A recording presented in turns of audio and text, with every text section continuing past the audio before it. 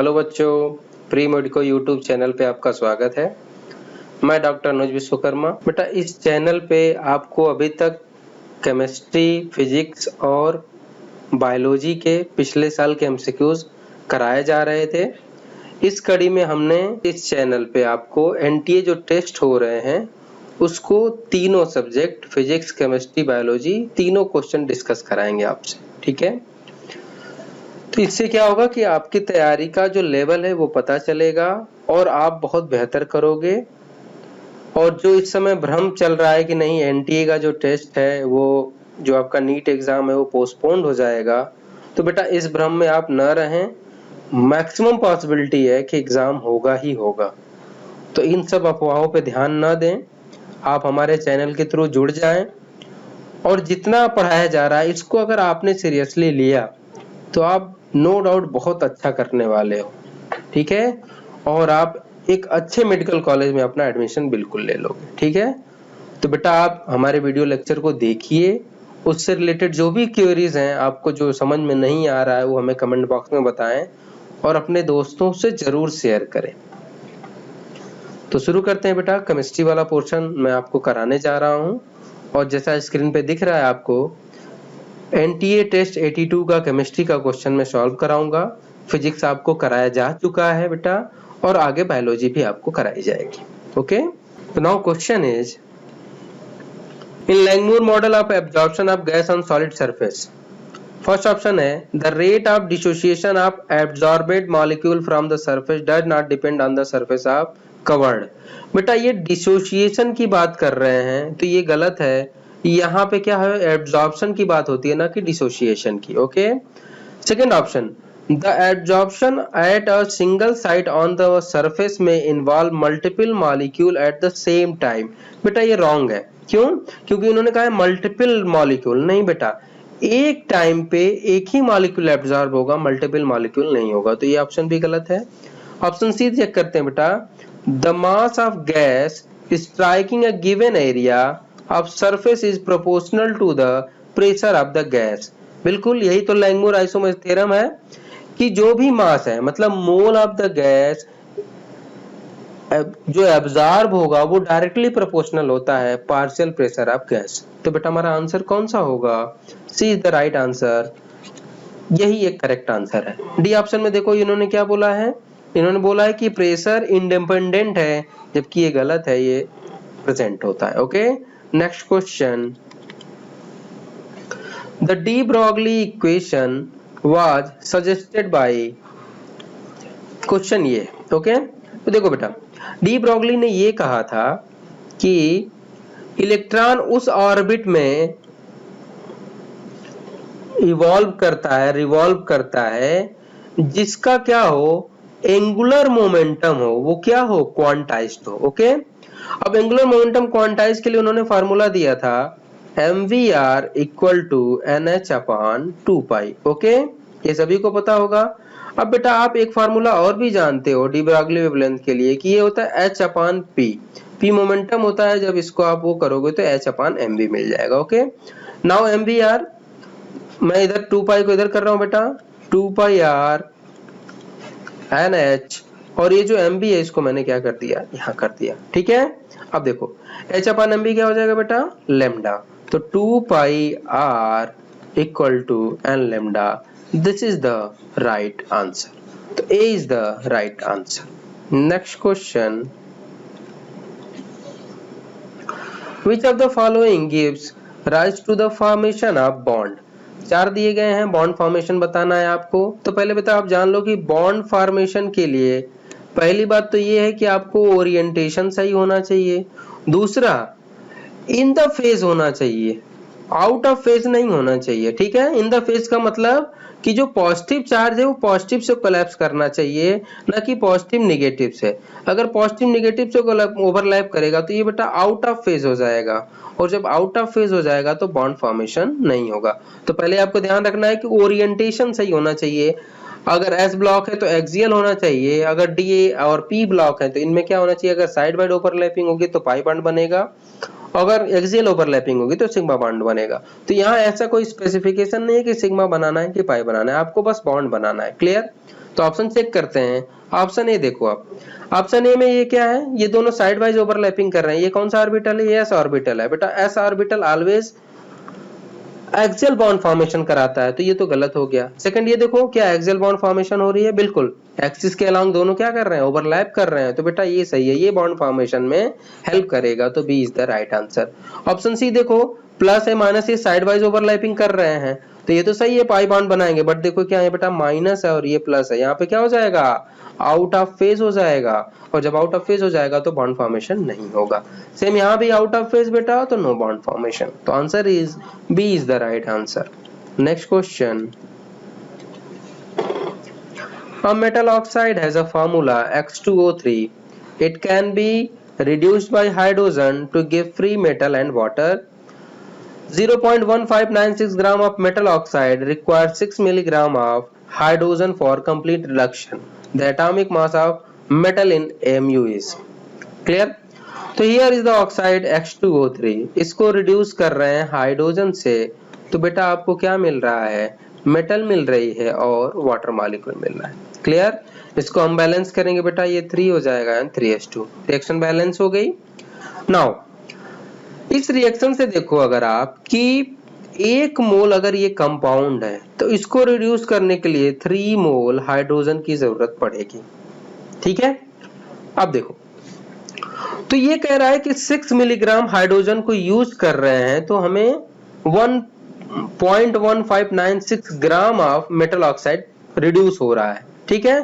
तो ये कितना यूज कर रहा है? 6 मिलीग्राम हाइड्रोजन, और ये कितना रिड्यूस हो रहा है? 0.1596 ग्राम। ओके बेटा, ये मिलीग्राम में, तो इसको भी क्या करो आप, ग्राम में चेंज कर लो। ग्राम में चेंज करोगे तो ये हो जाएगा 0.006 ग्राम। ओके, तो 0.006 ग्राम रिड्यूसेस 0.1596 ग्राम। इसको हम अगर मोल में चेंज करेंगे तो मॉलिक्यूलर वेट से डिवाइड करेंगे, अगर मॉलिक्यूलर वेट से डिवाइड करेंगे तो 0.003 मोल हो जाएगा। Okay, clear? तो देखो, आप मैंने पहले ही बताया था कि जब 3 मोल है हाइड्रोजन, वो 1 मोल को रिड्यूस कर रहा है। तो आप बताओ, अगर वो 0.003 मोल है, तो क्या वो 0.001 मोल को नहीं रिड्यूस करेगा? बिल्कुल करेगा। और जब ये करेगा तो आपको पता है कि यही जो मोल है, यही इसी मोल का तो ये वेट दिया गया है। तो हमारा मतलब हम इससे ये कंक्लूजन निकाल सकते हैं कि 0.001 जो मोल है, इसका जो वेट है वो कितना है? 0.1596 ग्राम। ओके, आपको पता है मोल बराबर क्या होता है? Weight upon molecular weight. अब मैं मॉलिक्यूलर वेट ऑफ x को तो मैं सीधा सीधा x लिख दिया, plus molecular weight of oxygen आपको पता है 3 × 16।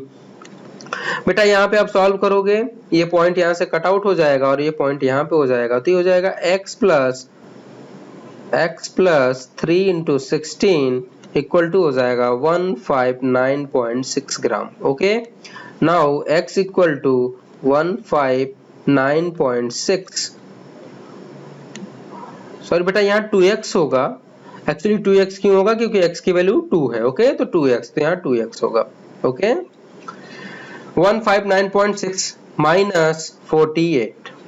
क्लियर? जिसको आप वो करोगे तो हो जाएगा 111.6। Okay, now x equal to हो जाएगा बेटा 111.6 बाई 2। जब इसको आप सॉल्व करोगे तो वैल्यू आएगी 58.8 AMU। Clear? This is the value of that metal. तो हमारा आंसर होगा D. Now next question is, gypsum on heating above 437 kelvin gives. Gypsum का फॉर्मूला होता है बेटा कैल्शियम सल्फेट डॉट 2s2o। इसको जब आप 373 केल्विन पे हीट करते हो तो बेटा ये क्या करता है? 3/4 ऑफ वाटर लॉस कर देता है और क्या बना लेगा बेटा? Plaster of Paris. ओके, ये क्या है आपका? प्लास्टर ऑफ पेरिस है। Plaster of Paris. अब लेकिन अभी क्वेश्चन में क्या कह रहे हैं? ये फर्दर हीट करने को कह रहे हैं 437 केल्विन। तो जब इसको फर्दर हीट करते हैं तो बेटा ये जो वाटर है ये पूरी तरह लॉस हो जाता है और ये क्या बना लेता है? Calcium sulphate, anhydrous calcium sulphate. तो हमारा आंसर कौन सा होगा? D is the right answer. Next question, an alkene और reductive ozonolysis gives two product A and B. When these products are treated with concentrate KOH, one of these products give an alcohol and acid salt. Here the alkene can be.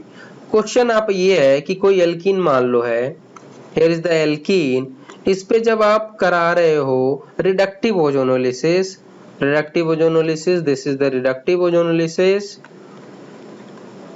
तो आपको मिल रहा है दो product A and B। Further जब अब इस पे आप कंसंट्रेट KOH को यूज कर रहे हो तो आपको एसिड का साल्ट मिल रहा है एंड अल्कोहल मिल रहा है। देन पूछ रहे हैं कि ये एल्केन कौन होगी। ओके बेटा, तो पहले बात आप ये समझो कि बेटा जब एल्कीन की जब ओजोनोलिसिस कराते हैं, रिडक्टिव ओजोनोलिसिस, तो जो कंपाउंड बनते हैं ये क्या है बेटा? आपके कार्बोनिल कंपाउंड। अब जब कार्बोनिल कंपाउंड बनेगा तो आपको पता है कार्बोनिल कंपाउंड पे अगर कंसंट्रेट KOH की रिएक्शन कराएं और एसिडिक साल्ट बने और उसके साथ आपका अल्कोहल बने, तो ये आपको पता है बेटा ये कौन सी रिएक्शन होगी? Cannizzaro reaction. ओके, ये है कैनिजारो रिएक्शन। और आपको पता है कैनिजारो रिएक्शन वही कार्बोनिल कंपाउंड देता है जिसके पास नो अल्फा हाइड्रोजन हो। क्लियर? तो अगर ये जो चार ऑप्शन दिए गए हैं इन एल्कीन में से जो जिस एल्कीन के पास अल्फा मतलब जिस एल्कीन का ओजोनोलिसिस कराएंगे और उसकी ओजोनोलिसिस कराने के बाद जो प्रोडक्ट बनेगा, कार्बोनिल कंपाउंड बनेगा, अगर उसमें अल्फा हाइड्रोजन नहीं है तो फिर वो डिस्प्रपोर्शनेशन रिएक्शन जाएगा, कैनिजारो रिएक्शन देगा और एसिड साल्ट बनाएगा। तो बेटा अगर आप चारों में देखो तो आपको पता है कि अगर कोई टर्मिनल एल्कीन है, अगर कोई टर्मिनल एल्कीन होगी तो बेटा आपको पता है कि कोई भी टर्मिनल एल्कीन होगी तो उसमें आपका एक फॉर्मल्डिहाइड जरूर बनेगा। क्लियर? वो कैसे बनेगा अभी हम बता रहे हैं। और जब फॉर्मल्डिहाइड बनेगा तो जाहिर सी बात है इसके पास no alpha hydrogen, then it will go Cannizzaro reaction. Now तो इन चारों ऑप्शनों में देखो तो बेटा अगर आइसोब्यूटीन का स्ट्रक्चर बनाए हम तो ये देखो ये होता है बेटा आइसोब्यूटीन। क्लियर? आइसोब्यूटीन अगर इसका आपने ओजोनोलिसिस कराया, आपको पता है एक ऑक्सीजन यहाँ बाइंड अप हो जाएगा, एक बाइंड अप हो जाएगा, तो एग्जैक्टली प्रोडक्ट आपका बन जाएगा। Here is the product, A हो गया ये आपका acetone and other is the formaldehyde. Clear? और आपको पता है फॉर्मल्डिहाइड के पास नो अल्फा हाइड्रोजन और अल्फा हाइड्रोजन नहीं है तो ये इस रिएक्शन को फॉलो अप करेगा and respected acidic salt and alcohol बना लेगा। ओके, तो हमारा आंसर कौन सा होगा? C is the right answer, isobutane. 2 butene और पेंटूइन बेटा जब भी आप बनाओगे इन दोनों में से आप ओजोनोलिसिस करा के देख लेना, आपको जो भी मिलेगा उसके पास दोनों प्रोडक्टों के पास क्या होगा? अल्फा हाइड्रोजन जरूर होंगे। और जब ये ऐसी कंडीशन होगी तो बेटा वो एल्डोल कंडेंसेशन शो करेगा, न कि कैनिजारो। बात करते हैं साइक्लोहेक्सिन की, तो बेटा इसमें तो दो प्रोडक्ट बनने नहीं है, इसमें केवल एक ही प्रोडक्ट बनेगा। Okay, now next question, a mixture contain N2O4 and NO2 in 2:1 ratio by volume, the vapor density of mixture is।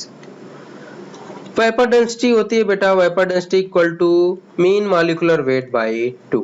Clear? और मीन मॉलिक्यूलर वेट क्या होता है बेटा?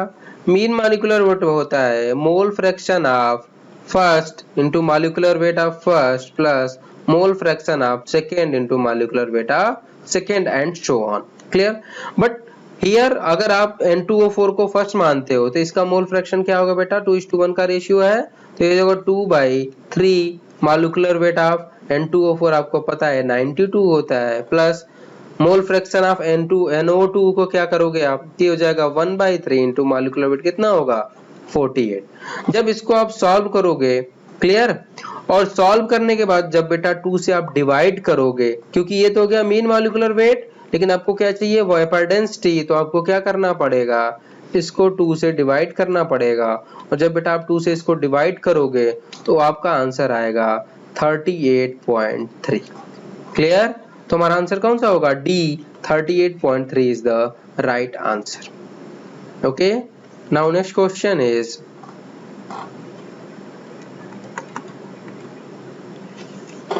the noble gas which forms interstitial compound is.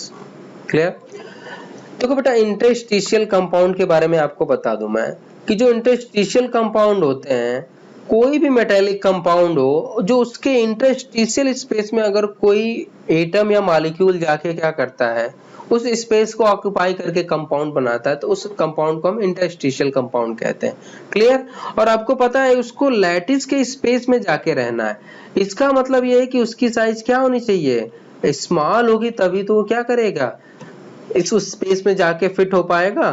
तो इसका मतलब कि जो सबसे स्मॉलेस्ट साइज की जो नोबल गैस होगी वो क्या करेगी? इंटरस्टिशियल कंपाउंड बनाएगी. और आपकी जानकारी के लिए बता दें कि बेटा हीलियम ही है जो इंटरस्टिशियल कंपाउंड बनाता है, इसके अलावा कोई भी इंटरस्टिशियल कंपाउंड नहीं बनाते. Okay, now next question. Distance between tetrahedral and octahedral wide in FCC lattice will be. Clear?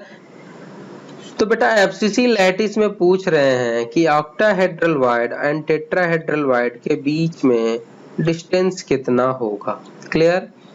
तो ये बेटा मैंने एक लैटिस बना दिया. Clear?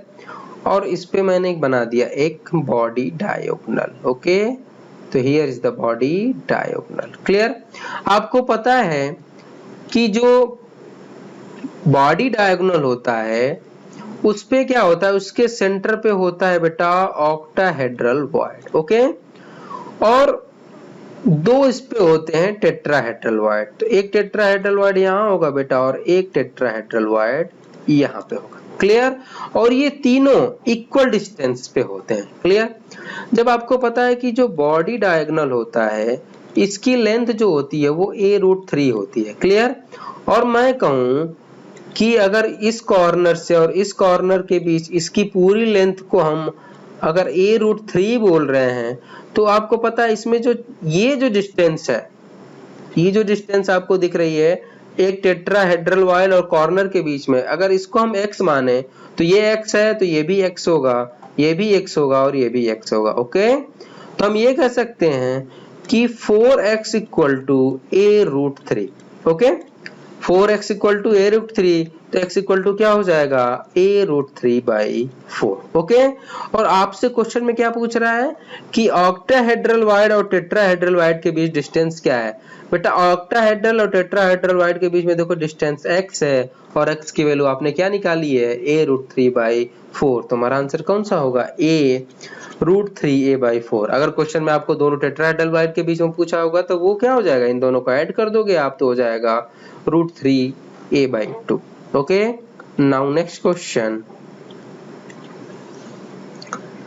Which of the following is anhydride of HNO2? Nitrous acid का एनहाइड्राइड पूछ रहे हैं. देखो बेटा इस क्वेश्चन को करने के दो तरीके हैं. पहला तो इसका आप ऑक्सीडेशन स्टेट निकाल लो. ऑक्सीडेशन स्टेट एनहाइड्राइड का हाइड्रेटेड कंडीशन होने पे नाइट्रोजन का ऑक्सीडेशन स्टेट चेंज नहीं होता है, वो सेम ही रहेगा. क्लियर? तो अगर इसका हम ऑक्सीडेशन स्टेट निकालेंगे तो बेटा ये हो जाएगा +3. अब +3 वाला ऑक्सीडेशन स्टेट आप चेक कर लो, जिसमें होगा वही इसका एनहाइड्राइड होगा. क्लियर? यहाँ होगा +1 बेटा, यहाँ पे होगा आपका +3, यहाँ पे होगा +3, यहाँ पे होगा बेटा +4 और यहाँ पे होगा आपका -2. ओके, तो देख के बताओ आप, +3 यहाँ पे भी है, +3 यहाँ पे भी है, तो हमारा आंसर कौन सा होगा? B is the right answer. But बेटा इसको हम क्रॉस चेक कर लें.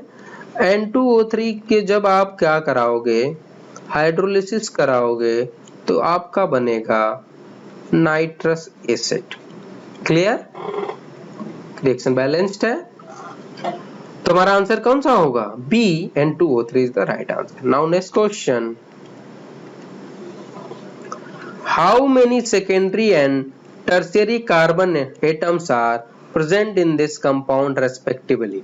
ओके, देखो बेटा पहले तो ये कि जान लो आप कि चाहे प्राइमरी हो चाहे सेकेंडरी हो टर्शरी कार्बन है, ये हम सीधा बात करते हैं जब कार्बन क्या हो? सैचुरेटेड हो. क्लियर? सैचुरेटेड कार्बन के लिए हम primary, secondary and tertiary carbon की बात करते हैं। अनसैचुरेटेड के लिए ये सब टर्म्स यूज नहीं होते हैं। तो इस क्वेश्चन में देखो बेटा, ये कार्बन और ये कार्बन दोनों क्या है, अनसैचुरेटेड है, और दोनों अनसैचुरेटेड है, तो इनके रेस्पेक्ट में ना हम प्राइमरी वर्ड यूज कर सकते हैं, ना सेकेंडरी ना टर्सरी। अब बाकी बचे कार्बन है, इनके हम नेमिंग कर लेते हैं। अब देखो, प्राइमरी कार्बन होगा जो एक सिंगल कार्बन होगा, वो एक ही कार्बन से अटैच्ड होगा, तो बेटा ये हो गया प्राइमरी कार्बन। ये दो कार्बन से अटैच्ड है, ये सेकेंडरी कार्बन। ये दोनों भी कार्बन है, ये भी सेकेंडरी कार्बन। ये कितने कार्बन से अटैच्ड है बेटा, 3 कार्बन से, फर्स्ट सेकंड थर्ड, तो ये 3 डिग्री हो गया। नाउ ये भी 3 डिग्री एंड 1 डिग्री। अब क्वेश्चन में क्या पूछ रहा है आपको, 2 डिग्री और 3 डिग्री। तो 2 डिग्री बेटा कितने हैं, 2 नंबर में, और 3 डिग्री भी कितने हैं, 2। तो 2 डिग्री है एंड 2 3 डिग्री है। तो हमारा आंसर कौन सा होगा, B is the right answer. Now next question is,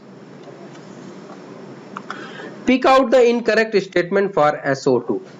SO2 के लिए इनकरेक्ट स्टेटमेंट है, it turns filter paper moistened with the acidified K2Cr2 ocean solution green. Clear. अगर आप K2Cr2O7 से SO2 की रिएक्शन कराते हैं बेटा, तो एक्चुअली क्या होता है, SO2 अपने आप को ऑक्सीडाइज कर लेता है एंड इस क्रोमियम को रिड्यूस करके क्रोमियम +3 में कन्वर्ट कर देता है। और आपको पता है क्रोमियम +3 कैसा हो जाता है, ये ग्रीन कलर शो करता है। तो फर्स्ट स्टेटमेंट तो सही। Now second, it turns starch iodate paper blue. Clear. अब देखो, ये बताया होता है बेटा आयोडेट आयन, इसकी रिएक्शन अगर आप सल्फर से कराओगे तो बेटा ये अपने आप को ऑक्सीडाइज कर लेगा और आयोडेट आयन को आयोडीन में रिड्यूस कर देगा। ओके। अब ये जो आयोडीन है, आपको पता है स्टार्च के साथ ये क्या करता है बेटा, ब्लू कलर शो करता है। ओके, तो ये ब्लू कलर शो कर रहा है, तो ये भी सही है। क्लियर। नाउ नेक्स्ट क्वेश्चन है बेटा, नेक्स्ट ऑप्शन देखो आप, नेक्स्ट ऑप्शन में क्या कह रहे हैं ये, कि does not react with chlorine in the presence of charcoal. बेटा क्लोरीन की रिएक्शन आप सल्फर डाइऑक्साइड से कराओगे, अगर चारकोल के प्रेजेंस में आपने बेटा रिएक्शन कराई, तो आपको पता है कि ये एक चारकोल के साथ रिएक्शन बना करता है और SO2Cl2 कंपाउंड बना लेता है। क्लियर। अब इन्होंने कहा है कि ये रिएक्ट नहीं करता है, लेकिन एक्चुअली ये रिएक्ट करके कंपाउंड बना रहा है, तो ये स्टेटमेंट बेटा गलत है और वो इनकरेक्ट स्टेटमेंट ही पूछ रहे हैं। तो हमारा आंसर कौन सा होगा, C is the right answer. Now next option भी बता दूं मैं आपको, कह रहा है डीकलराइज्ड एसिडिफाइड KMnO4, बिल्कुल ये भी सही है। जब बेटा आप मैग्नेट आयन MnO4 माइनस की जब रिएक्शन आप सल्फर डाइऑक्साइड से कराओगे, तो ये बेटा क्या, ये आपको कैसा पता है, ये बताए पिंक कलर का होता है। ओके, ये पिंक कलर का होगा और ये बेटा क्या करता है, अपने आप को ऑक्सीडाइज कर लेगा। ऑक्सीडाइज करने के बाद इनको ये Mn डाई पॉजिटिव में क्या करता है, रिड्यूस कर देता है। और Mn डाई पॉजिटिव क्या होता है बेटा, ये होता है आपका कलरलेस। तो ये स्टेटमेंट भी सही है। Okay. Now next question, consider the reaction, 2 reaction दी गई है, the addition of an inert gas at constant volume. जैसे ही कांस्टेंट वॉल्यूम दिखा, आपका माथा ठनका। क्यों, क्योंकि इनर्ट गैस को अगर कांस्टेंट वॉल्यूम पे हम डालें तो नो इफेक्ट, कोई इफेक्ट नहीं होता है, इक्विलिब्रियम जैसे का तैसा ही रहता है। क्लियर। वो अलग बात है कि जो प्रेशर है कंटेनर का वो बढ़ जाएगा, लेकिन ओवरऑल जो पार्शियल प्रेशर है गैसों का, उनमें कोई इफेक्ट नहीं आएगा। तो हमारा आंसर कौन सा होगा, D, will not disturb the equilibrium of the reaction. Reaction समझ गए आप। तो आपको सिर्फ इतना याद रखना है कि जब इनर्ट गैस है वो कांस्टेंट वॉल्यूम पे कोई भी इफेक्ट नहीं डालती है। अगर ये कांस्टेंट प्रेशर पे होता तब ये पार्शियल प्रेशर के इफेक्ट को प्रभावित करती है और इक्विलिब्रियम डिस्टर्ब होता। Now next question, if equal volume of BaCl2 and NaF solution are mixed, which of these combination will not give a precipitate? Okay, तो बेटा प्रेसिपिटेट कौन नहीं देगा, तो आपको पता है कि आयनिक प्रोडक्ट की वैल्यू अगर सॉल्युबिलिटी प्रोडक्ट से कम है तो बेटा प्रेसिपिटेशन नहीं होगा। ओके, अब हम इन चारों ऑप्शनों में से चेक कर लेते हैं जिसका आयनिक प्रोडक्ट की जो जो आयनिक प्रोडक्ट की जो वैल्यू होगी अगर वो KSP से कम आती है तो वो क्या होगा आपका मतलब सैचुरेटेड सोल्यूशन, मतलब एक्चुअली मतलब प्रेसिपिटेशन नहीं होगा। ओके, तो देखो बेटा पहले तो हम आयनिक प्रोडक्ट की वैल्यू बता दें। आपको पता है क्या है ये BaCl2 की रिएक्शन करा रहे हैं NaF से, और बेटा ये क्या कंपाउंड बना रहा है BaF2 एंड NaCl। ओके, ये तो BaF2 का आयनिक प्रोडक्ट क्या होगा बेटा, होगा ये concentration of barium di positive ion and concentration of fluoride ion square. एक चीज और ध्यान देना है बेटा कि ये देखो इन दोनों में क्या कर रही है, इसका इक्वल वॉल्यूम मिक्स कर रहे हैं। क्लियर, तो जो कंसंट्रेशन हो जाएगा बेटा, जो आप कंसंट्रेशन टर्म रखोगे उसको आप 2 से डिवाइड करोगे क्योंकि वॉल्यूम डबल हो रहा है। ठीक है, तो बेटा एक ऑप्शन में ए चेक करके बता दे रहा हूं, बाकी दो ऑप्शन वैसे ही आप पुट कर लेना और उसके बाद मैं फाइनल आंसर बता दूंगा। जैसे ऑप्शन ए देखो बेटा, ऑप्शन ए में BaCl2 की वैल्यू कितनी है 0.004 है, लेकिन बेटा क्या हम इसको ऐसे रखे, नहीं, इसको 2 से डिवाइड किया जाएगा। क्यों? क्योंकि जब आपने वॉल्यूम मिक्स किया तो वॉल्यूम दोगुना हो गया ना, तो एक्चुअल कंसंट्रेशन कितना हो जाएगा 0.001। ओके, या फिर इसको आप 1 into 10 to the power -3 भी लिख सकते हो। ओके, नाउ फ्लोराइड के लिए भी सेम कंडीशन 0.02, इसको डिवाइड कर दोगे 2 से बेटा कितना हो जाएगा 1 into 10 to the power -2, इसका क्या हो जाएगा स्क्वायर। जब आप इसको मल्टीप्लाई करोगे तो बेटा आपको Ki की वैल्यू जो मिलेगी वो मिलेगी 2 into 10 to the power -7, और आपको पता है 2 into 10 to the power -7 ये ग्रेटर वैल्यू है क्योंकि इसके लिए KSP की वैल्यू कितना है 1.7 into 10 to the power -7। जब ये ग्रेटर वैल्यू हो तो ये क्या करेगा, प्रेसिपिटेशन होगा। हमें क्या करना है, प्रेसिपिटेशन नहीं चाहिए, तो हम चेक करते हैं बेटा ऑप्शन डी। ऐसे आप बी भी चेक कर लोगे, इसमें भी बेटा वैल्यू ज्यादा आनी है। सी भी ऑप्शन चेक कर लोगे, इसमें भी वैल्यू ज्यादा आनी है। मैं आपको ऑप्शन डी चेक करके बता दे रहा हूं बेटा। देखो इसको अगर आप चेक करोगे तो हो जाएगा सीधा सीधा, मैं कंसंट्रेशन टर्म रख रहा हूं 0.01। ओके, एंड इसकी वैल्यू हो जाएगी 0.001। क्लियर बेटा, ये स्क्वायर में होगा तो ये हो जाएगा 10 to the power -2 multiply 10 to the power -6। Okay, जब इसको आप सॉल्व करोगे तो बेटा ये हो जाएगा 10 to the power -8, और जब ये 10 to the power -8 हो गया तो बेटा इसकी वैल्यू क्या हो गई, आयनिक प्रोडक्ट की वैल्यू कम हो गई KSP से, और जब आयनिक प्रोडक्ट की वैल्यू KSP से कम हो गई तो बेटा प्रेसिपिटेशन नहीं होगा। तो हमारा आंसर कौन सा होगा, D is the right answer. Now next question is which of the following reagent cannot be used to distinguish between phenol and benzyl alcohol। चार ऑप्शन दिए गए हैं, पूछ रहे हैं फिनॉल और बेंजीन अल्कोहल को तो डिफरेंशिएट कौन नहीं करेगा बेटा, ये होता है आपका phenol and this is the बेंजील alcohol. Actually बेंजील alcohol को बेटा आप कुछ नहीं, सीधा सीधा आप ये कह सकते हो कि ये एरोमेटिक अल्कोहल है और ये एलिफैटिक अल्कोहल है। आपको पता है कि जो ऑप्शन ए है ये आपका फिनॉल से तो रिएक्शन करेगा पर वो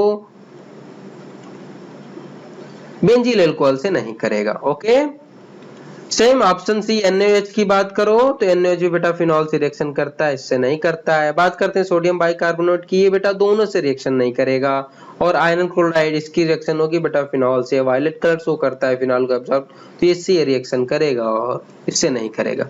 बेटा इसमें तीन देखो, इन तीनों को अगर आप यूज करोगे तो जो फिनॉल से रिएक्शन करेगा उसको तो आप डिफरेंशिएट कर सकते हो, लेकिन जो दोनों से रिएक्शन नहीं कर रहा है तो इसका यूज हम किससे कर सकते हैं कि नहीं, हम फिनॉल और बेंजीन अल्कोहल को इससे डिस्टिंग्विश कर लेंगे। क्लियर, तो हमारा आंसर कौन सा होगा, सी। ये इसका यूज नहीं कर सकते हम इसको डिफरेंशिएट करने में एक दूसरे से। Okay, now next question, an alkene with molecular mass 72 mu when brominated gives only one monochlorinated product, the alkane is।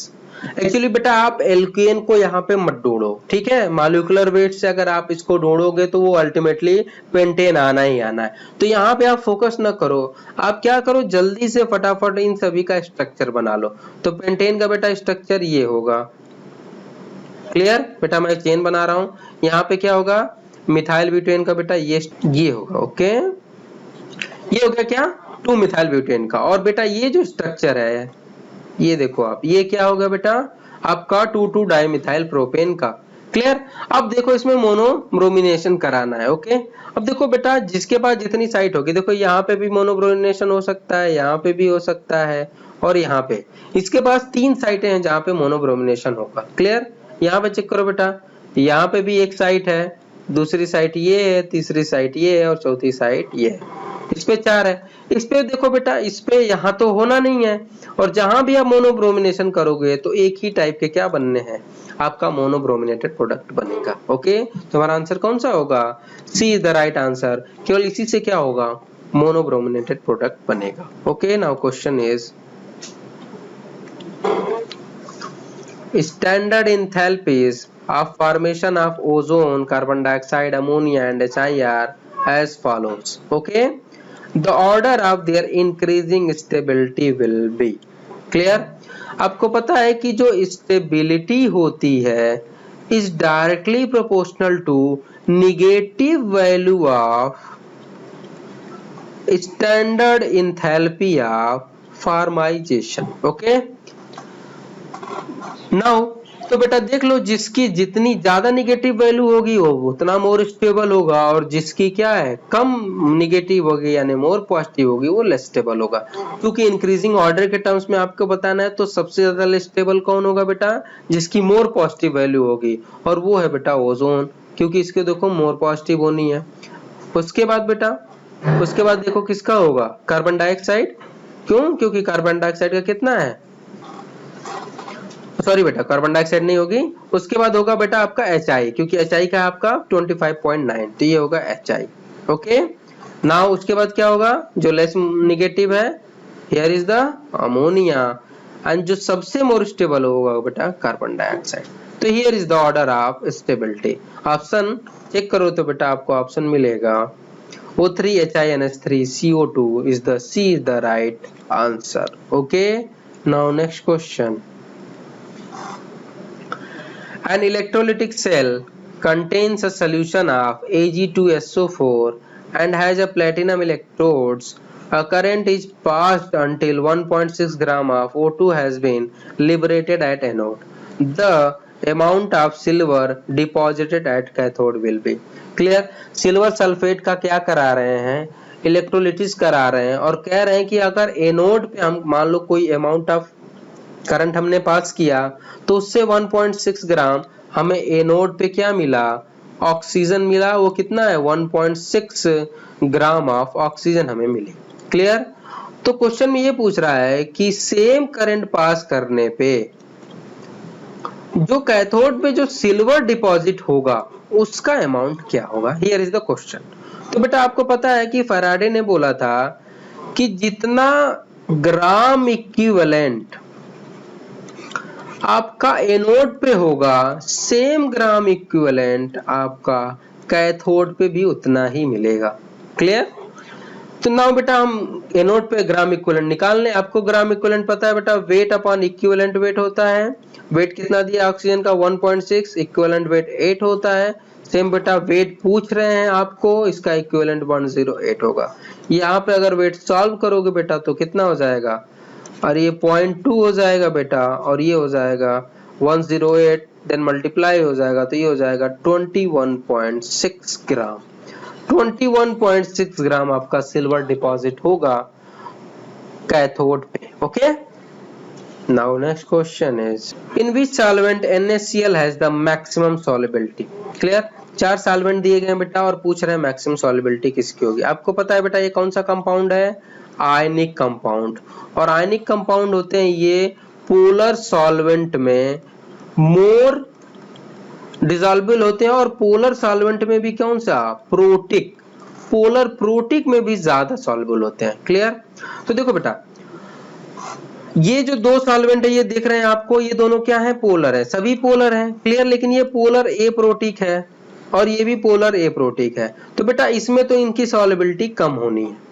अब बात करते हैं इन दोनों में, तो इन दोनों में बात करें बेटा तो आपको पता है जो वाटर मॉलिक्यूल है ये पोलर तो होता ही है, इसके अलावा ये स्मॉल है, और जब ये स्मॉल मॉलिक्यूल है तो ये क्या करेगा, मैक्सिमम हाइड्रेशन कराएगा, और जब मैक्सिमम हाइड्रेशन होगा तो आपको पता है कि ये NaCl है जो आसानी से वाटर में डिसॉल्व कर जाएगा। ओके, तो हमारा आंसर कौन सा होगा? ए, वाटर मॉलिक्यूल में NaCl होगा वो मैक्सिमम डिसॉल्व होगा। बात करते हैं अल्कोहल की, तो बेटा इसमें डिसॉल्व होगा पर इसके मॉलिक्यूल क्या हैं? बिगर साइज के हैं एज कंपेयर टू वाटर, तो ये इसके कंपेयर में कम हाइड्रेट कराएंगे, तो इसके कंपेयर में यहाँ पे सॉल्युबिलिटी थोड़ी कम होगी। Okay, now next question is the ratio of spin only magnetic moment of iron tri positive and cobalt di positive is. Okay, spin magnetic moment पूछ रहे हैं। आयरन ट्राई पॉजिटिव का इलेक्ट्रॉनिक कॉन्फ़िगरेशन क्या होगा बेटा? ये होगा आपका argon 3d5। Okay, and here is the cobalt +2 का होगा बेटा आर्गन 3d7। ओके, इसको जब आप वो करोगे तो बेटा इसमें फिलिंग करके देख लो कितने अनपेयर्ड इलेक्ट्रॉन आएंगे। तो बेटा 1 2 3 4 5, here is the 5 unpaired electron. बेटा यहाँ पे भी फिलिंग करके देख लो आप, ये हो जाएगा 1 2 3 4 5, उसके बाद पेयरिंग हो जाएगी तो यहाँ n की वैल्यू हो जाएगी बेटा 3। और आपको पता है जो म्यू की वैल्यू होती है वो आयरन के निकालेंगे तो ये वैल्यू होती है √n ब्रैकेट में n+2। ओके, नाउ आयरन के लिए सॉल्व करो आप, ये हो जाएगा 5 +2, तो ये हो जाएगा √5 × 7 √35। Okay, now mu for cobalt +2। Okay, here n+2, 3 +2, 5 × 3 और √15। क्वेश्चन में क्या पूछ रहा है? रेशियो पूछ रहा है। बेटा रेशियो निकालोगे तो आएगा √35 और हमारा आंसर होगा C, √35 okay, now next question, acidified KMnO4 solution is decolourised by. आपको पता है जो KMnO4 सॉल्यूशन होता है ये स्ट्रॉन्ग ऑक्सीडाइजिंग एजेंट है, और ऑक्सीडाइजिंग एजेंट बेटा रिड्यूसिंग एजेंट से ही वर्क करेगा या जिसको ये ऑक्सीडाइज कर पाए। आपको पता है ब्लीचिंग पाउडर क्या होता है? बेटा ये भी होता है आपका ऑक्सीडाइजिंग एजेंट। क्लियर? और जब ऑक्सीडाइजिंग एजेंट दूसरे ऑक्सीडाइजिंग एजेंट्स के साथ रिएक्शन नहीं करेगा और जब ये रिएक्शन नहीं होगा तो इसका डीकोलराइजेशन नहीं होगा। बात करते हैं व्हाइट विट्रियोल की, तो व्हाइट विट्रियोल क्या होता है बेटा? ZnSO4, और ZnSO4 आपको पता है इसमें क्या है बेटा? ये भी क्या है? इसका भी ऑक्सीडेशन नहीं होगा। रीजन ये है क्योंकि जो सल्फर है यहाँ पे ये मैक्सिमम ऑक्सीडेशन स्टेट में है, और जब ये मैक्सिमम ऑक्सीडेशन स्टेट में है तो इसका रिडक्शन पॉसिबल है, ऑक्सीडेशन पॉसिबल नहीं है। तो जब इसका रिडक्शन पॉसिबल है तो ये भी किसकी तरह बिहेव करेगा? ऑक्सीडाइजिंग एजेंट की तरह, तो बेटा ये भी रिएक्ट नहीं करेगा। बात करते हैं मोहर सॉल्ट की, तो मोहर सॉल्ट क्या होता है बेटा? ये होता है iron sulphate, ammonium sulphate and .6H2O। Clear? Here जो आयरन की जो ऑक्सीडेशन स्टेट है बेटा ये होती है +2, और आपको पता है जब इस पे आप मैग्नेट आयन या KMnO4 डालोगे तो बेटा ये आयरन को किस में कर देगा? फेरिक आयन में ऑक्सीडाइज कर देगा, और खुद ये किस में रिड्यूस हो जाएगा? Mn डाई पॉजिटिव आयन में। और जैसे ही Mn डाई पॉजिटिव आयन में रिड्यूस हुआ बेटा ये हो जाएगा आपका कलरलेस। क्लियर? तो मोहर साल्ट से रिएक्शन करने के बाद जो KMnO4 है वो हो जाएगा कलरलेस। ओके, तो हमारा आंसर कौन सा होगा? C, मोहर salt is the right answer. Now next question is the degree of ionization alpha of a weak electrolyte AxBy is related to want of factor by expression। बेटा degree of ionisation मतलब यहाँ पे क्या हो रहा है? Dissociation, और dissociation के लिए आपको याद हो फार्मूला, नहीं याद है तो आप उसको याद कर लो। अल्फा इक्वल टू होता है I-1 अपॉन n-1, और जो यहाँ पे n है ये होता है बेटा number of ion produced by 1 mole of substrate. Okay, ये होता है। क्लियर? अब देखो बेटा ये आपका जो साल्ट है AxBy अगर आपको इस इनिशियल लो तो ये क्या करेगा, x a minus A plus देगा एंड y b माइनस देगा। क्लियर? तो इसके जो नंबर होंगे वो नंबर कितने होंगे, नंबर ऑफ आयन बेटा ये होंगे x आयन, तो x plus y ion of b। तो टोटल कितने n की वैल्यू हो जाएगी, n की वैल्यू हो जाएगी बेटा x प्लस y। ये वैल्यू बेटा आप यहाँ लाके पुट करो, और जो आप इसको वैल्यू को यहाँ पे पुट करोगे तो होगा आपका i minus 1 x plus y minus 1। और इस ऑप्शन को चेक करोगे तो बेटा आपको ऑप्शन कौन सा मिलेगा, B is the right answer. Okay बेटा, आप ऑप्शन को ध्यान से इसमें देखना। रीजन ये है कि सभी ऑप्शन क्लोजेस्ट हैं, प्लस माइनस का थोड़ा भी इधर उधर हेर हुआ या ऊपर नीचे हुआ तो फिर आपका क्वेश्चन गया, और बहुत ही आसान क्वेश्चन, बहुत ही आसानी से आप गलत करके आ जाओगे। Okay, now next question is which of the following can show tautomerism. Clear? 4 option है, बताना है कि कौन टाटोमेरिज्म शो करेगा। तो बेटा आपको पता है 2 चीजें होनी चाहिए टाटोमेरिज्म के लिए, अल्फा हाइड्रोजन होना चाहिए, और अगर अल्फा हाइड्रोजन नहीं है तो कॉन्जुगेट बेस बनना चाहिए और उसका इनॉल फॉर्म होना चाहिए। हियर तो बेटा अगर इसमें हम बात करें तो यहाँ कोई भी एसिडिक, मतलब अल्फा हाइड्रोजन का मतलब इन द सेंस है एसिडिक हाइड्रोजन। क्लियर? और एसिडिक हाइड्रोजन है तो यहाँ पे बेटा नो एसिडिक हाइड्रोजन, कोई भी एसिडिक हाइड्रोजन नहीं है। और जब एसिडिक हाइड्रोजन नहीं है तो बेटा ये तो टाटोमेरिज्म शो नहीं करेगा। अब ऑप्शन बी चेक करते हैं। ऑप्शन बी चेक करोगे बेटा, देखो यहाँ पे तो एसिडिक हाइड्रोजन नहीं है, पर ये वाला जो हाइड्रोजन है देखो ये एसिडिक है। क्यों? क्योंकि जैसे ही इसको आप रिमूव करोगे तो यहाँ पे क्या आ जाएगा, माइनस चार्ज। क्लियर? जब माइनस चार्ज यहाँ आ जाएगा तो ये इसके साथ रेजोनेंस में होगा, ये बॉन्ड यहाँ रोटेट होगी, ये बॉन्ड यहाँ रोटेट होगी, ये बॉन्ड यहाँ रोटेट होगी, और ये बॉन्ड यहाँ रोटेट होगी। तो एक्चुअली स्ट्रक्चर क्या हो जाएगा, ये हो जाएगा बेटा, ये इसका इनॉलिक फॉर्म बनेगा।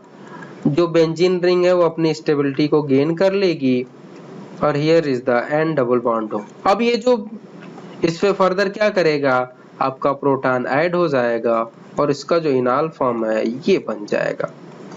क्लियर? ये बन गया, ये इसका इनॉल फॉर्म हो गया। तो ये तो बेटा टाटोमेरिज्म शो करेगा। ओके, नाउ इसमें बात करें तो बेटा देखो इसके रिस्पेक्ट में अल्फा, तो यहाँ का जो हाइड्रोजन होगा अल्फा हाइड्रोजन होगा। बेटा जब ये ऐसे रिमूव होगा तो आपका कॉन्जुगेट बेस नेगेटिव चार्ज यहाँ पे आएगा, नेगेटिव चार्ज यहाँ रोटेट करेगा, ये बॉन्ड यहाँ रोटेट करेगी, अल्टीमेटली जो स्ट्रक्चर बनेगा बेटा वो ये बन जाएगा CO, और ये माइनस PH। फर्दर इस पे H प्लस एक्ट करेगा एंड देयर इज द आपका जो इनॉलिक कंपाउंड है वो यूं बन जाएगा। ये हो गया इसका इनॉल फॉर्म। क्लियर? तो ये भी शो कर रहा है और ये भी शो कर रहा है, तो हमारा आंसर कौन सा होगा, option D, both B and C show tautomerism. Okay, now next question is which of the following is the most stable carbocation here। 4 option दिए गए और पूछ रहे हैं कौन सा मोस्ट स्टेबल कार्बोकैटायन है। आपको बता दे बेटा ये क्या है, साइक्लोप्रोपेनिल कैटायन। और जो साइक्लोप्रोपेनिल कैटायन होता है बेटा इसमें क्या होता है, डांसिंग रेजोनेंस, और डांसिंग रेजोनेंस की वजह से इसकी स्टेबिलिटी बहुत ज्यादा हो जाती है। क्लियर? तो देखो इन दोनों में अगर हम बात करें ऑप्शन ए एंड बी, तो यहाँ पे क्या है, दो साइक्लोप्रोपेनिल ग्रुप लगे हैं, और जब दो साइक्लोप्रोपेनिल ग्रुप लगे हैं तो यहाँ पे डांसिंग रेजोनेंस मैक्सिमम होगा, और जब डांसिंग रेजोनेंस मैक्सिमम होगा तो बेटा ये जो कार्बोकैटायन है इन तीनों में से, चारों में से मोर स्टेबल होगा। तो हमारा आंसर कौन सा होगा, B is more stable in all the given carbocation. मैं बेटा थोड़ा सा डांसिंग रेजोनेंस के बारे में बता दूं। एक्चुअली जो ये ब्यूटेन देख रहे हो आप, इसमें क्या होता है, ये जो एक्सपेक्टेड बॉन्ड एंगल होता है वो 10, जो बॉन्ड एंगल होता है 103 डिग्री होता है। लेकिन अगर आप इसको देखो तो ये ट्राइंगल है, तो दिखने से कैसा लग रहा है, ये 60 डिग्री होना चाहिए, पर एक्चुअली जो ये बॉन्ड स्ट्रेट दिख रहा है बेटा ये स्ट्रेट नहीं, ऐसे टिल्टेड होता है, और ये टिल्टेड होने की वजह से इसमें स्ट्रेन बहुत मैक्सिमम होता है। तो जैसे ही वैकेंट ऑर्बिटल मिलता है ये क्या करता है, अपने इलेक्ट्रॉन को इसके साथ क्या कर लेता है, शेयर कर लेता है, और जैसे ही ये शेयर करेगा बेटा आपका स्ट्रक्चर कुछ यूं बन जाएगा। ओके, और यहाँ पे आ जाएगा पॉजिटिव चार्ज, इसका स्ट्रेन खत्म हो गया, और जैसे ही स्ट्रेन खत्म हुआ क्या हो गया, ये मोर स्टेबल हो गया। क्लियर? तो एक बार ये बॉन्ड भी दे सकता है और ये दूसरा भी यही काम कर सकता है। तो एक बार अलग दूसरे बार अलग बॉन्ड ने क्या किया, रेजोनेंस शो किया, इसी वजह से इसको क्या कहते हैं हम, डांसिंग रेजोनेंस कहते हैं। Okay, now next question. 1 mole of ice is converted to liquid at 273 Kelvin. Given a question में have entropy इतना and इतना, enthalpy change in the conversion will be। Ice है, इसको आप कन्वर्ट करा रहे हो वाटर में। ओके, आपको पता है बेटा ये कब होता है, ये होगा इक्विलिब्रियम पे। और आपको एक फार्मूला पता होगा, delta G equal to delta H plus T delta S. Okay, sorry minus T delta S. Clear? अब ये बेटा आपको पता है इक्वेशन क्या है, इक्विलिब्रियम पे है। इक्विलिब्रियम पे क्या होता है, डेल्टा जी की वैल्यू 0 होती है, यहाँ वैल्यू पुट करोगे आप तो डेल्टा एच इक्वल टू होगा T delta S. Clear? Delta H ही पूछ रहे हैं आपको, टेम्परेचर उन्होंने ऑलरेडी क्वेश्चन में दे दिया है कितना, 273 केल्विन। अब डेल्टा एच क्या, डेल्टा एस हमें चाहिए।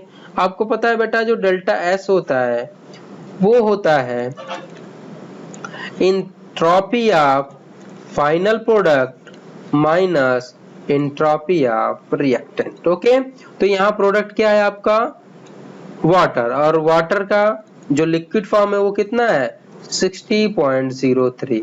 क्लियर? और इसका कितना है 38.2। क्लियर? क्लियर? अब ये हो गया बेटा डेल्टा एच की वैल्यू। क्लियर? तो इसमें आप पुट करते हैं तो ये हो जाएगा 273 और ये हो जाएगा 60.03 माइनस 28.20। बेटा जब इसको आप सॉल्व करोगे, मैं आपको कैलकुलेशन यहाँ नहीं बता रहा हूँ, फिर भी जिसको डाउट हो डाउट सेक्शन में पूछ सकता है। तो बेटा इसको जब आप सॉल्व करोगे तो वैल्यू आपको मिलेगी 5959.59 जूल पर मोल। ओके, तुम्हारा आंसर कौन सा होगा, B, 5959.59 joule per mole is the right answer. Now next question is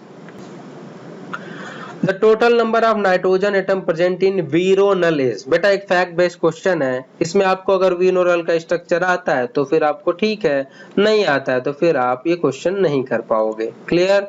तो बेटा ये होता है आपका वीरोनल का स्ट्रक्चर, इसको आप रिमाइंड कर लो, एग्जाम में आपके लिए बेनिफिशियल होगा। ओके, ये होता है आपका वीरोनल।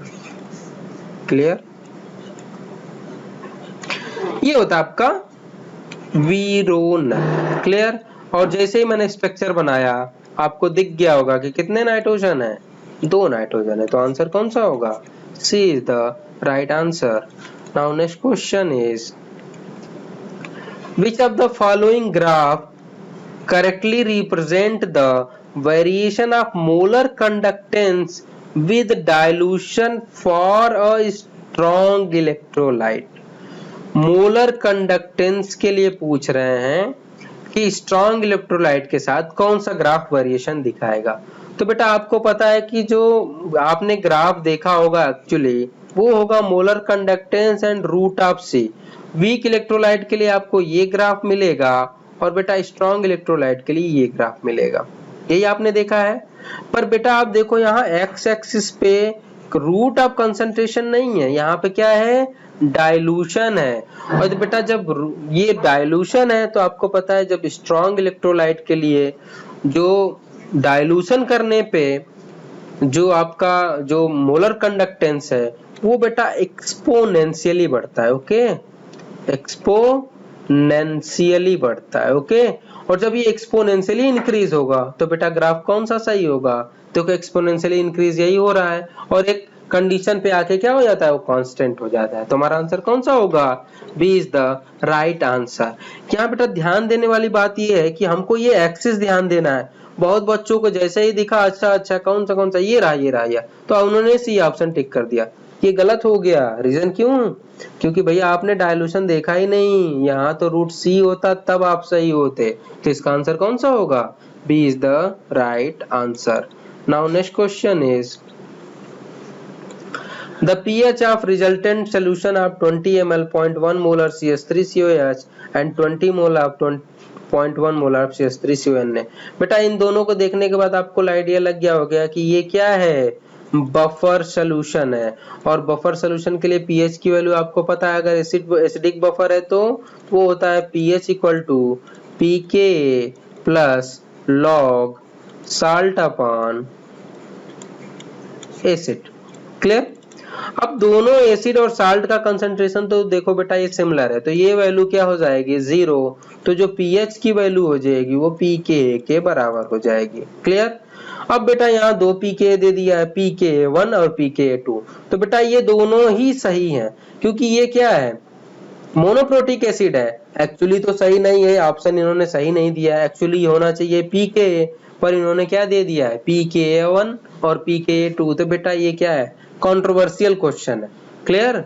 तो अगर आपको ऑप्शन लगाना हो तो आप ऑप्शन ए भी लगा सकते हो, ऑप्शन बी भी लगा सकते हो, दोनों सही हो जाएंगे, क्योंकि अगर ये डाइप्रोटिक एसिड होता तो फिर pKn और pK2 की बात करते हैं, लेकिन ये तो है मोनोप्रोटिक एसिड, तो ये चीज सही नहीं है। पर फिर भी अगर आपको ऑप्शन चेक करना है तो इन दोनों में से किसी को भी ट्रिक करोगे तो आंसर मिल जाएगा। C and D is the not right answer. Okay, next question is a polymer is resistant to heat and chemical attack and it also used for coating article and cookware make a non-sticky। जो non sticky cookware बनाने के लिए हम use करते हैं Teflon का। Clear? और Teflon का मोनोमर होता है बेटा टेट्राफ्लोरोइथाइलिन, तो B is the right answer. Next question, assume that a particular amino acid has an isoelectric point 6.0 in solution at pH 1.0, which of the following species will predominated। Isoelectric point पे आपको पता है amino acid zwitter ionic form में होता है। Clear? ये हो गया zwitter ionic form of amino acid.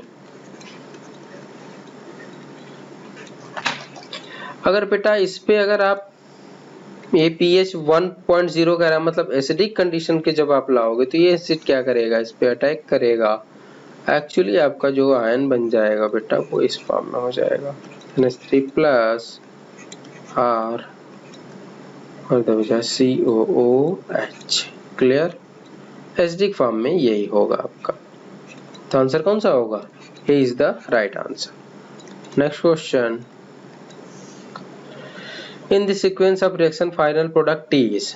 तो देखो बेटा टी क्या होगा, पहले NO2Br2 रिएक्शन करेंगे तो बेटा यहाँ पे क्या हो जाएगा ब्रोमीन ऐड हो जाएगा, फर्दर ये पी प्रोडक्ट बन जाएगा, देन इसका SnCl2 से रिएक्शन कराएंगे तो आपका जो नेक्स्ट प्रोडक्ट बनेगा बेटा वो बन जाएगा आपका CH3, यहाँ Br और NO2 रिड्यूस हो जाएगा अमीनो ग्रुप में। इस पे फर्दर आप अगर H3PO2 की रिएक्शन कराएंगे in the presence of water तो ये डाइओजोनियम क्लोराइड में कन्वर्ट हो जाएगा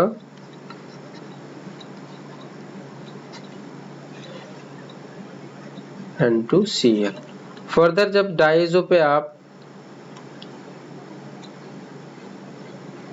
H3PO2 H2O का यूज करेंगे तो बेटा ये डाइजो रिड्यूस हो जाएगा और आपका कंपाउंड ये बन जाएगा। ओके, तो यहाँ पे आपका डाइजो नहीं है, यहाँ पे आपका NaNO2HCl। ओके, देन फर्दर इस पे आप रिएक्शन कराओगे KMnO4 की, तो ये आपको पता है ऑक्सीडाइजिंग एजेंट है, इसको क्या कार्बोक्सिलिक एसिड में कन्वर्ट कर देगा, तो अल्टीमेटली जो आपका स्ट्रक्चर है वो ये बन जाएगा।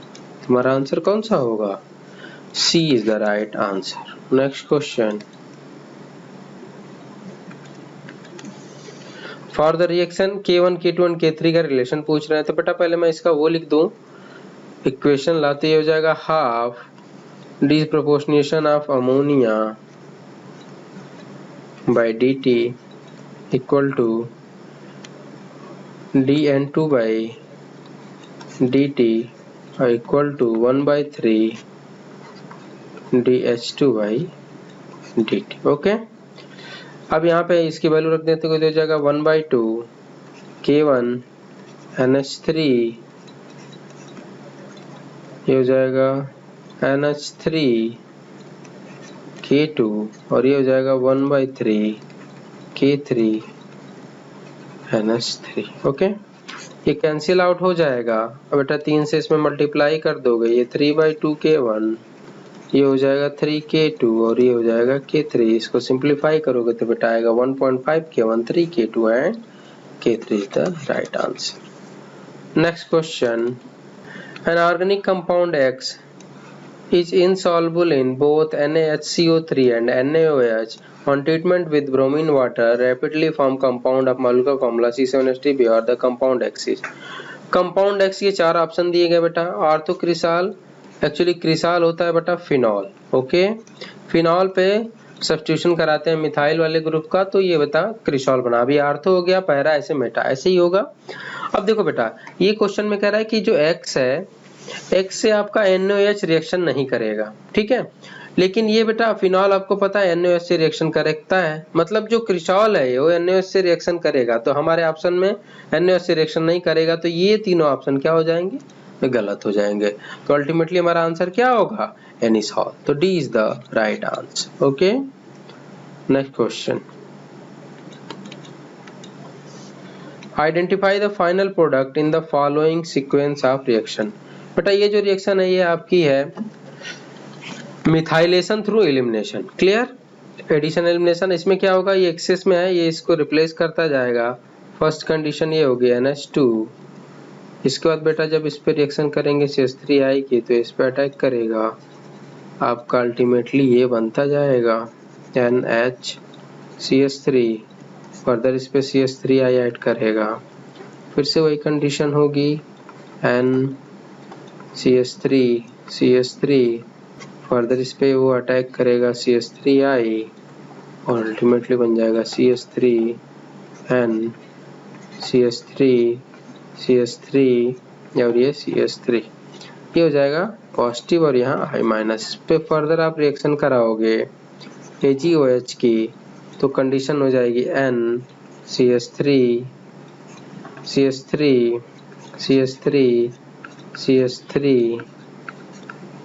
प्लस और यहाँ हो जाएगा प्लस OH माइनस, ठीक है।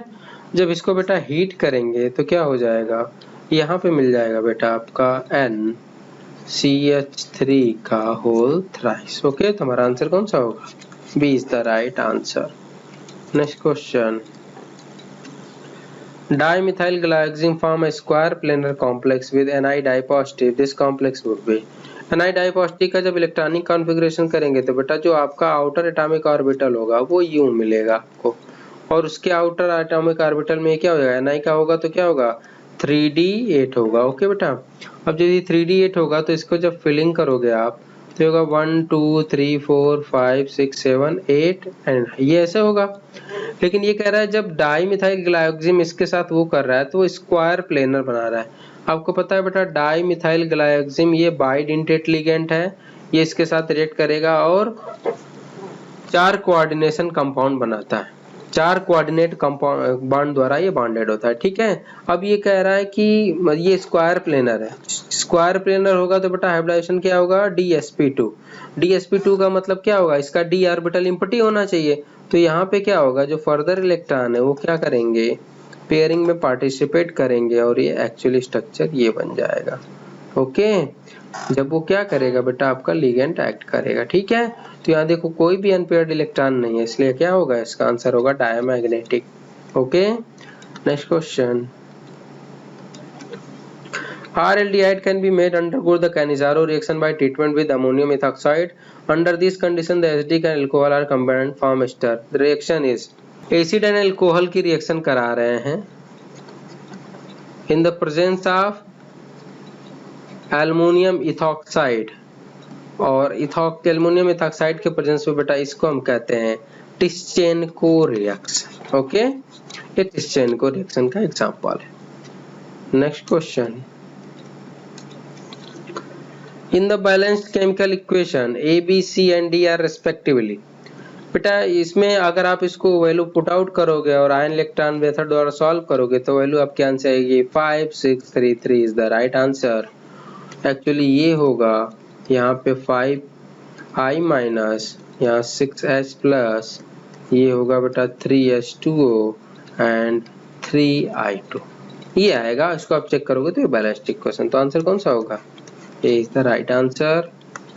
Next question, iron is represented passive by treatment with concentrate. बेटा फैक्ट है HNO3 से क्या करता है, आयरन रिएक्ट करके क्या हो जाता है, पैसिव हो जाता है, क्योंकि इस पे क्या बन जाता है, ऑक्साइड का ओवरलैप हो जाता है।